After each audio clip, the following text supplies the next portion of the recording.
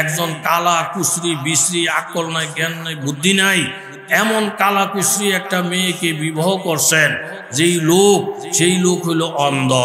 যেই মেয়ে লোকটারে ফাঁসপাই দিয়ে কেউ বনে না, কোনো মানুষ পছন্দ করে না, কিন্তু অন্ধ চোখ না থাকার কারণে এই কালা কুশ্রী মেয়ে লোকটারে বিবাহ কইরা এখন সোফার মধ্যে বসাইছেন, খাটের মধ্যে বসাইছেন, আলমারির চাবি এখন এই কালা কুশ্রী মেয়ে লোকের শাড়ির আসলে। আপনারা ঠান্ডা মাথায় জবাব দেন, যেই মেয়ে লোকটার জ্ঞান নাই বুদ্ধি নাই আকল নাই চেহারা সুরুত বলতে কিচ্ছু নাই, কেউ এই মেয়ে লোকটারে বিবাহ করলো না। এই মেয়ে লোকটারে বিবাহ করছে যেই লোকে, পছন্দ করছে যেই লোকে, এই লোকের চোখ আসেনি, কথা কয় না, চোখ আসেনি। এই আন্ধা চোখ না থাকার কারণে এই কালো কুশ্রী বেদিকে বিবাহ কইরা ঘরের বউ বানাইছে, চেয়ারম্যান বানাইছে, এমপি বানাইছে, প্রধানমন্ত্রী বানাইছে, ক্ষমতার চাবি সব বেদির শাড়ির আসলের মধ্যে, বেদির দাফট বাইরে গেছে। এই বেদির সুযোগটা দিছে একমাত্র আন্ধায়। ভালো মানুষ এই বেদিরে কোনোদিন বিবাহ করতো না, সোফায় বসাইতো না, চেয়ারে বসাইতো না। আন্ধারে ফাইয়া এই বেদি ক্ষমতার চেয়ারের মধ্যে বসার সুযোগ পাইছে। কথা বলেন ঠিক নেই? হঠাৎ করে একদিন রাস্তায় মাইকিং হইতেছে, যেই মানুষ চোখে কম দেখেন, মোড়ে দেখেন না, এইভাবে যাত্রাবাড়ি চৌরাস্তায় চোখের ডাক্তার আসে, এই চোখের রোগীদের ফ্রি চিকিৎসা করা হবে। এই আওয়াজ পাইয়া আন্দা বেড়া বউরে বলতেছে, বিবি সাহেব তাড়াতাড়ি করে কাপড় চোপড় ধুইয়া দাও, টুপিটা ধুয়ে রেডি রাখো, আমি আগামীকাল সকালে যাত্রাবাড়ি চৌরাস্তা চোখের ডাক্তারের কাছে যাব, তুমি দোয়া কইর আল্লাহ যেন আমার চোখের আলোটা ফিরিয়ে দেয়। এই কথাটা শোনার পরে বেডির কলিজায় ফানি নাই। বেডি মনে মনে চিন্তা করে দেখছি, এই আন্ধায় যদি চোখের ডাক্তারের কাছে যায়, চিকিৎসার পরে চোখ যদি ভালো হয়ে যায়, আর ভালো চক্ষুটা দিয়া আমার এই হোয়াদের চেহারাটা যদি দেখে, একটা উষ্টা দিয়া আগে খাটের থেকে ফালাবে, আরেকটা উষ্টা দিয়া সোফার থেকে ফালাবে, আরেকটা উষ্টা দিয়া আমার 14টা তালাক দিবে। কাজে আমার ক্ষমতা ঠিক রাখতে হইলে, চেয়ার ঠিক রাখতে হইলে, সোফা ঠিক রাখতে হইলে যেই কোনো অবস্থায় এই অন্ধরে চোখের ডাক্তারের কাছে যাইতে দেওয়া হবে না, যাইতে দেওয়া যায় না। কারণ গেলেই চোখ ভালো হবে, আমার কপালে শনি লাগবে। কাফের মুশরিকেরা, নাস্তিক মুরতাদেরা খুব ভালো করে জানে, মানুষ যদি আলেমের কাছে যায়, কোরআনের কাছে যায়, হাদিসের কাছে যায়, তাদের চোখ যখন আলো হয়ে যাবে, ভালো মন্দ বুঝার যখন ক্ষমতা হয়ে যাবে, আমারে সার বলা তো দূরের কথা, ক্ষমতায় বসান তো দূরের কথা, আমার ভয়ানক চেহারাটা যখন দেখার মতো চক্ষু তাদের হয়ে যাবে, একটা লাথি মাইরা আমাকে দেশ থেকে খেদাবে। কাজে যেই কোনো অবস্থাতে হোক, অন্ধকে যেমন চোখের ডাক্তারের কাছে যাইতে দেওয়া যায় না, এরকম ভাবে মুমিন মুসলমানদেরকেও আল্লাহওয়ালাদের কাছে যাইতে দেওয়া যায় না। কথা জোরে বলেন ঠিক কি না? এই জন্য দোস্ত কথা মুক্তাসার, এরম হাসরের ময়দানে সব মানুষ জমা হইয়া যাবে, ইলা রব্বিহিম ইয়ানসিলুন। সব মানুষ যখন হাসরের ময়দানে জমা হইয়া যাবে, গোয়া দি আওয়াজ আওয়াহা জুদাস, গোয়া দি আওয়াজ আওয়াহা জুদাস, জিন্দা কারদান কারে আওয়াজ হা খোদাস। একে অপরকে জিজ্ঞাসা করবেন, এই আওয়াজটা কিসের আওয়াজ ছিল? বলে ইসরাফিলের আওয়াজ। এই আওয়াজের দ্বারা আল্লাহ তাআলা মরা মরা মানুষগুলাকে জীবিত বানাইয়া দিয়েছেন। আল্লামা রুমি রহমতুল্লাহ আলাইহি বলেন, হায়কে ইসরাফিলে ওয়াক্তান আউলিয়া। বর্তমান জমানায় যত ওলি আল্লাহ আছে, সমস্ত ওলি আল্লাহরা ইসরাফিল ফিরিস্তার মতো। তারা যখন কোরআনের আওয়াজ দিবি, তারা যখন হাদিসের আওয়াজ দিবি, এক একটা আওয়াজের দ্বারা বেঈমান ইমান বলা হবে, বেনামাজি নামাজ বলা হবে, দিন সারা দিন বলা হবে। এই জন্য কোরআন হাদিসের আওয়াজ চলছে এবং চলবে, এটাকে বন্ধ করা যাবে না। জোরে বলেন ঠিক কিনা?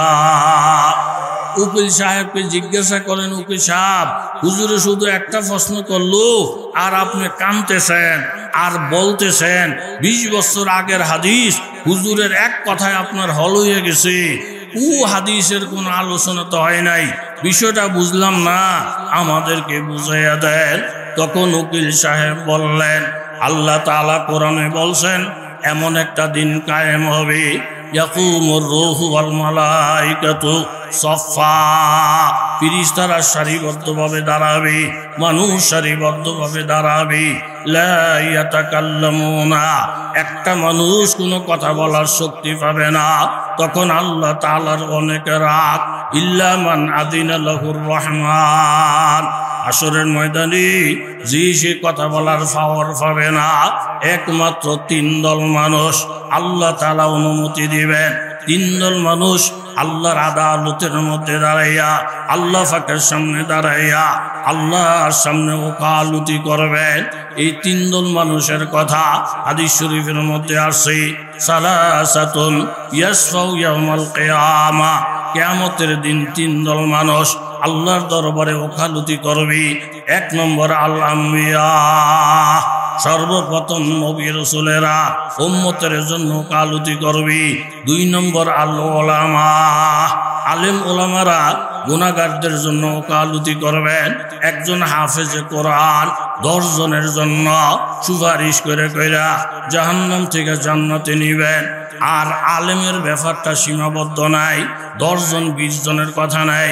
মিশকাত শরীফের হাদিস, আমার নবী বলেন আমার উম্মতের মধ্যে এমন লোক আছে একজনের সুপারিশের দ্বারা এত হাজার হাজার গুনাহগার জাহান্নাম থেকে বাইসা যাবে। বনি বকর বনি গণব এই 2 গোত্রের লোকেরা অনেক বেশি বেশি বকরি পালে, তাদের বকরির যেমন কোনো সংখ্যার শেষ নাই, কোনো হিসাবপত্র নাই। আমার উম্মতের মধ্যে এমন এমন ওলি আল্লাহ আছে একজনের সুপারিশের দ্বারা এই পরিমাণ গুনাহগার জাহান্নামের আগুন থেকে বাঁচবে, যাদের সংখ্যা আমি নবীও বইনা শেষ করতে পারি না। তাহলে হাদিসের মধ্যে আছে 3 দল মানুষ আল্লাহর আদালত ওকালতি করবেন। 1 নম্বরে নবীরা, 2 নম্বরে আলেমেরা, 3 নম্বরে শুহাদায়ে কেরাম। তখন উকিল সাহেব বললেন, এই হাদিসটা পড়ার পরে আমার মাথায় কাজ করে না। হুজুররা বলে হাসরের ময়দানে ওকালতি করবে, ওকালতি করা কি এত সহজ? হুজুররা ওকালতি পড়া পড়ে নাই, ব্যারিস্টারি পড়া পড়ে নাই, ওনারা আল্লাহর সামনে ওকালতি করবে কিভাবে? এই হাদিসটা 20 বছর আগে আমি পড়ছিলাম, কিন্তু আমার বুঝে আসে নাই। আজকে দুনিয়ার আদালতের সামনে দাঁড়াইয়া একজন হুজুরকে ওকালতির দায়িত্ব দেওয়ার পরে উনি সর্বপ্রথম দাঁড়াইয়া আমাকে এমন একটা প্রশ্ন করছেন, যেই প্রশ্নের জবাবের মধ্যে হা বললেও বিপদে পড়ে যায়, না বললেও বিপদে পড়ে যায়। হুজুরের একটা প্রশ্নের মোকাবেলায় আমার পরিষ্কার এই কথা বুঝে এসে গেছে, যেই হুজুরেরা আল্লাহর সামনে ওকালতি করার মতো যোগ্যতা অর্জন করে ফেলছেন, ওই হুজুররা যদি দুনিয়ার আদালতে ওকালতি করে, ব্যারিস্টারি করে, আমার 100 ভাগ বিশ্বাস হয়ে গেছে হুজুররা ওকালতিতে নামলে আমগো মতো উকিলের ভাত থাকবে না। জোরে বলেন ঠিক কিনা? ওই দিকে কথা লম্বার দিকে গেলে টাইমে গুলাইতো না। এখন আপনার আমার করণীয় যেটা আমার খেয়ালে আসে সেটা হইল, বর্তমান জমানায় আমরা নবী আর দেখব না। আপনার নবী, আমার নবী, বিশ্ব নবী, সব নবীদের ইমাম, সব নবীদের সর্দার, নবীর অবর্তমানে হক্কানি আলেম ওলামারা তারা হইল শ্রদ্ধার পাত্র। আলেমের সাথে সম্পর্ক যার বাড়বে, আল্লাহ আল্লাহদের সাথে সম্পর্ক বাড়বে, ইমামের সাথে সম্পর্ক বাড়বে, আল্লাহ তাআলা তার ঈমান ও আমলকে মজবুত করে দিবেন। কথা জোরে বলেন ঠিক কিনা? ওয়ালাকাদ আতাইনা দাউদা ওয়া সুলাইমানা ইলমা, সূরাতুন নামলের মধ্যে আল্লাহ বলেন দাউদ সুলাইমান তাদেরকে নবুয়তের পাশাপাশি রাষ্ট্র পরিচালনা করার মতো যোগ্যতা আমি দান করেছি। ওয়াকাল আলহামদুলিল্লাহিল্লাযী ফাদ্দালানা আলা কাসীরিম মিন ইবাদিহিল মুমিনিন। তখন বাপ বেটা 2 জনে আল্লাহর কাছে শুকর আদায় করলেন, আল্লাহ হাজার হাজার লক্ষ লক্ষ মানুষের মধ্যে বাছাই করে আপনি নবুয়তি দিয়েছেন, বাছাই করে রাষ্ট্র পরিচালনার ক্ষমতা দিয়েছেন। হযরত সুলাইমান আলাইহিস সালাম জিনের জন্য বাদশাহ, ইনসানের বাদশাহ, পশু পাখিরও বাদশাহ। সুলাইমান নবী মিটিং ডাকলেন, সব দাওয়াতি মেহমান উপস্থিত হয়ে যায়। হুদহুদ নামের একটা পাখি দাওয়াতি মেহমান, সে উপস্থিত হয় নাই। সুলাইমান আলাইহিস সালাম বড় রাগ করলেন, তোমাকে যখন পাওয়া যাবে আমি তোমার কাছে কৈফিয়ত চাবো, যথাযথ জবাব দিতে না পারলি লা উআযিবান্নাহু আযাবান শাদীদা, আমি তোমাকে কঠিন থেকে কঠিন আযাব দিব। এই হুমকি দমকি শোনার পরে হুদহুদ পাখি সুলাইমান নবীর সামনে আইসা হাজির। ইন্নী ওয়াজাদতু ইমরাআতান তামলিকুহুম উতিয়াত মিন কুল্লি শাই ওয়া লাহা আরশুন আযীম। ও পয়গম্বর সুলাইমান, আমি একটা লম্বা সফরের মধ্যে ছিলাম, মুলকে সাবার মধ্যে ছিলাম, যার কারণে মিটিংয়ে আসতে পারি নাই। মুলকে সাবা ভ্রমণ করতে গিয়া আমি এমন একজন সম্রাজ্ঞীর সাথে আমার দেখা, এমন একজন প্রধানমন্ত্রীর সাথে দেখা, যার জনপ্রিয়তা আকাশ সোয়া সোয়া ভাব, যার বিরুদ্ধে কোনো জনগণ নাই। যেমন দেখতে তাকে সুন্দর দেখায়, এমন তার চাল চরিত্র কথাবার্তা, পুরা দেশ তার জন্য মগ্ন। এমন কোনো নেয়ামত নাই যেই নেয়ামত আল্লাহ তাকে দান করে নাই। ওয়ালাহা আরশুন আযীম। ওই প্রধানমন্ত্রী যে বিছানাটার মধ্যে ঘুমায়, এটা অনেক বড় একটা সিংহাসন, ৮০ হাত লম্বা, ৪০ হাত ফাঁস, ৩০ হাত উঁচা, হীরা মণিমুক্তা জাওহার দ্বারা এই সিংহাসনটা বানানো। ৭টা প্রাচীরের ভিতরে সংরক্ষিত আছে, ৭ জায়গার মধ্যে তালা দেওয়া আছে। এত বড় নেয়ামত পাইয়া একটা ভুল তার মধ্যে আমি লক্ষ্য করেছি। ওয়াজাদতুহা ওয়া কাওমাহা ইয়াসজুদুনা লিশ-শামসি মিন দুনিল্লাহ। আমি খেয়াল করে দেখলাম সে আল্লাহকে সিজদা দেয় নাই, সূর্যের পূজা করে, সেও সূর্যের পূজারি, তার এলাকার লোকেরাও সূর্যের পূজারি, আল্লাহর পূজক নাই, মাবুদের সিজদা দাতা নাই। ও পয়গম্বর সুলাইমান, যেহেতু এটা আপনার অধীনে আছে, যেখান থেকে সূর্য ওঠে, যেখানে সূর্য অস্ত যায়, পুরাটা দেশের মালিক আপনি, আপনি একজন শাসক, আপনি একজন বাদশাহ। এই ব্যাপারে খবরাখবর নেওয়া আপনার উপরে দায়িত্ব। আপনার রাষ্ট্রের মধ্যে শিরিকের গুনাহ হয়, সূর্যের পূজা হয়, এটার ব্যবস্থা নেওয়া আপনার উপরে ফরজ হয়ে গেছে। জোরে বলেন ঠিক কিনা? সুলাইমান আলাইহিস সালাম শুনা মাথা নষ্ট। সিজদার মালিক একমাত্র, জোরে বলেন কি? আল্লাহ। জোরে বলেন কি? আল্লাহ। ইযহাব বিকিতাবি হাযা ফালকি ইলাইহি সুম্মা তাওয়াল্লা আনহুম ফানদুর মাযা ইয়ারজিউন। আমি একটা চিঠি লিখলাম, এই চিঠি নিয়ে তুমি বিলকিসের দরবারে যাও। চিঠিটা দিয়া একটু দূরে থেকে তামসা দেখবা। একজন নবীর চিঠি পাওয়ার পরে এই চিঠির সাথে তার আচরণটা কেমন, সেই সম্মান যদি দেয় হিসাব একরকম হবে, আর চিঠির সাথে যদি বেয়াদবি করে হিসাব আরেক রকম হবে। চিঠিটা দিয়া তুমি অপেক্ষা করবা, আচরণটার দিকে খেয়াল করবা। আলেমের সাথে যার আচরণ ভালো হয়, হেদায়েত তার কপালে জুটবি, জান্নাত তার নসিবে জুটবি। আলেমের সাথে আচরণ যার খারাপ হয়, হেদায়েত তার নসিবে জুটবে না, জান্নাত তার নসিবে জুটবে না। জোরে বলেন ঠিক কিনা? মূসা আলাইহিস সালামের বাক্সটা ফালতাকাতাহু আলু ফেরাউন, ফেরাউনের গোষ্ঠী জ্ঞাতির লোকেরা নদীর থেকে বাক্সটা উঠাইয়া আসিয়ার সামনে রাখছে। রাখার পরে আসিয়া ডাকনাটা সরাইছি, সরাইয়া নজর কইরা বাচ্চাটার দিকে তাকাইলেন। বাচ্চাটা মূসা নবী, যিনি জলিলুল কদর পয়গম্বর, এই শিশু বাচ্চাটার দিকে নজর কইরা আসিয়া বললেন আসিয়া এই কথা বললেন, কুররাতু ক্বালাত ইমরাতু ফিরাউন কুররাতু আইনিন লি ওয়া লাক। আমি বাচ্চাটার দিকে নজর কইরা আমার চোখটা ঠান্ডা হয়ে গেছে। ও ফেরাউন, তুমিও যদি নজর করো তোমার চোখটা ঠান্ডা হয়ে যাবে। লা তাকতুলুহু, এই বাচ্চাকে হত্যা করা যাবে না। আসা আইয়ানফানা লালন পালন করলে আমাদের লাভ হবে।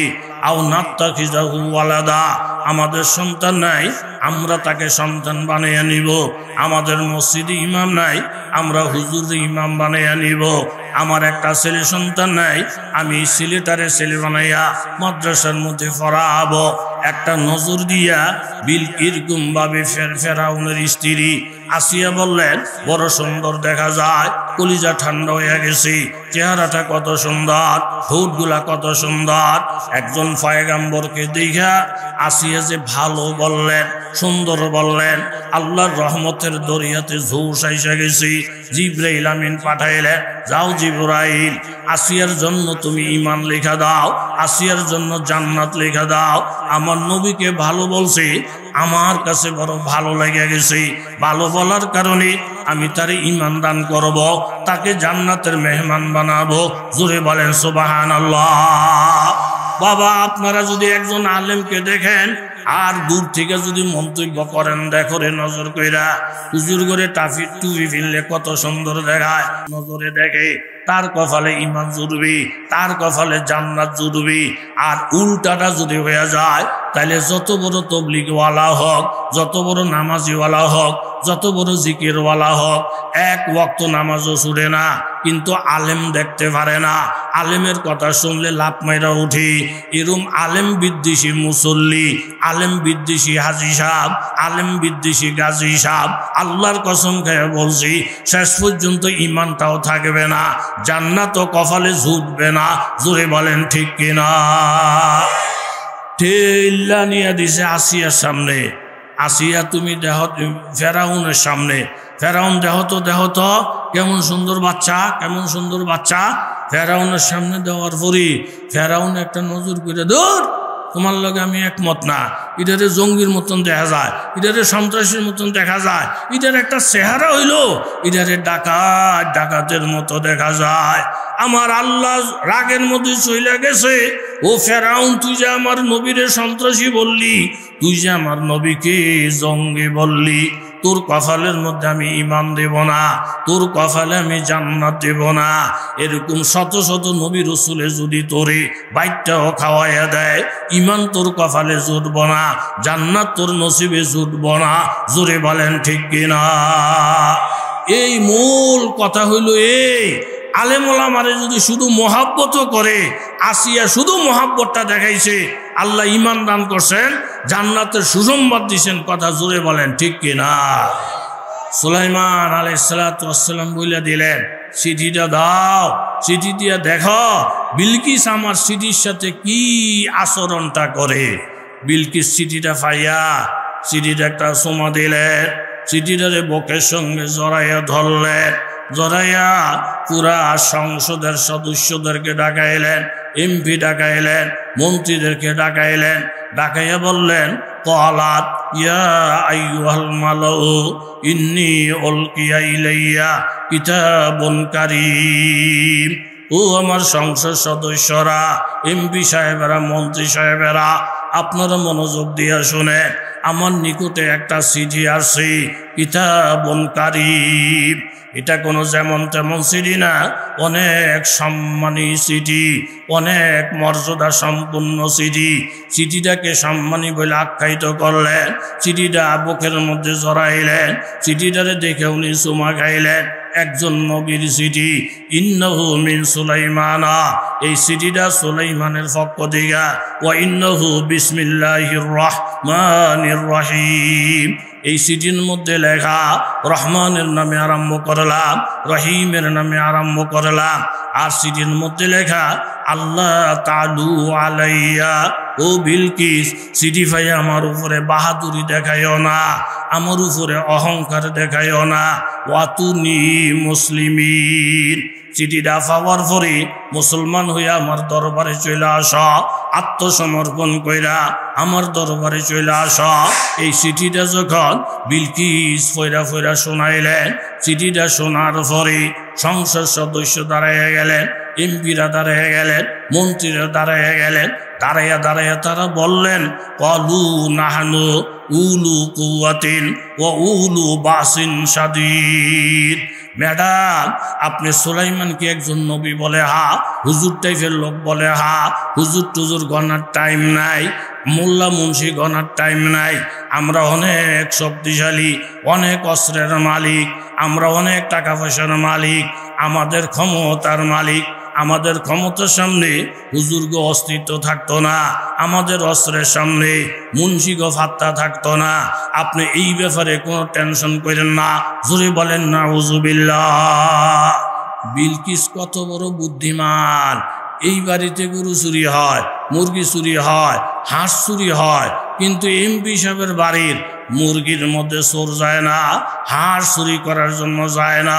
মানুষে জিগায় ও চোরের দল, আশেপাশে সব বাড়ির মুরগি, সব বাড়ির হাঁস তোরা চুরি কইরা কইরা নিয়ে যাস, এমপি সাহেবের বাড়ির মুরগি চোখে দেখোস না, হাঁসগুলো চোখে দেখোস না।